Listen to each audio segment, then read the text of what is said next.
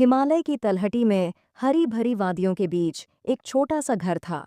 उस घर में मोहन और उसका प्यारा कुत्ता कालू रहते थे।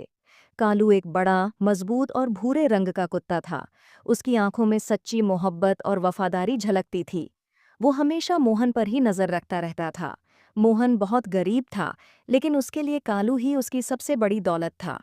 हर सुबह मोहन दूर शहर में मजदूरी करने चला जाता और कालू पूरे दिन घर की रखवाली करता। हर शाम जब सूरज ढलने लगता, कालू ठीक उसी मोड़ पर जाकर बैठ जाता जहां से मोहन घर लौटता था। एक दिन मोहन को वापस आने में बहुत देर हो गई। रात होने लगी और कालू बेचैन होने लगा। वो बार बार भौंकता, इधर उधर दौड़ता। आखिरकार वह उस रास्ते की ओर चल पड़ा जहां से मोहन रोज लौटता था। कुछ दूर जाने पर कालू ने देखा, मोहन सड़क के किनारे बेहोश पड़ा था। उसके माथे से खून बह रहा था। शायद किसी वाहन ने उसे टक्कर मारी थी। वो बिजली की तरह गांव की ओर भागा। गांव के इकलौते डॉक्टर रमेश के घर पहुंचकर वो जोर जोर से भौंकने लगा। डॉक्टर ने दरवाजा खोला तो देखा, कालू पागलों की तरह नाच रहा है, उसकी पैंट पकड़कर खींच रहा है।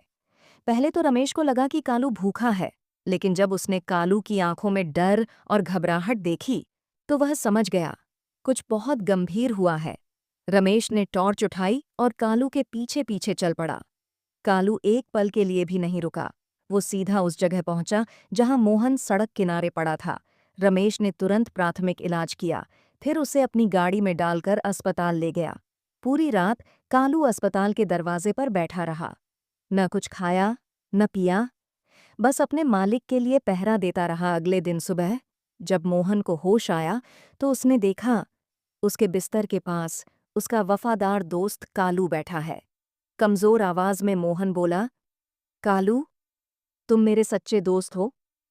तुमने अपनी वफादारी से मेरी जान बचाई। कभी कभी सच्ची वफादारी शब्दों से नहीं, बल्कि कर्मों से साबित होती है। और कालू ने ये बात दुनिया को दिखा दी।